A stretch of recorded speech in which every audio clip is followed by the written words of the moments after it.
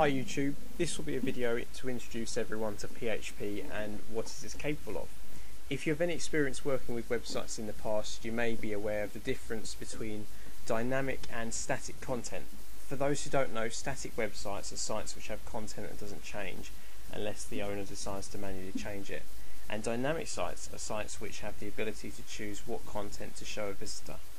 Google is an example of a dynamic site. It lets the users interact with it and displays search results which are totally unique to what the visitor has typed in.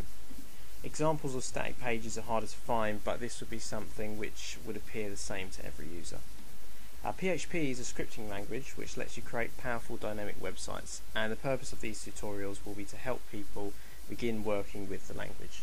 So over the next few tutorials I'll talk about the basics of PHP and then top it off with the tutorial on how to create a blog from scratch with its own login form, blog feed and control panel. But before you get started, you'll probably want to follow along with these tutorials, so the first thing you'll need is to have Apache and PHP running on your computer. There are some very good tutorials already on YouTube and I've got an annotation with links to them. That'll get you started, or if you don't want to run Apache and PHP on your computer, then you can always get some free web hosting. The only other thing you'll need is a PHP editor.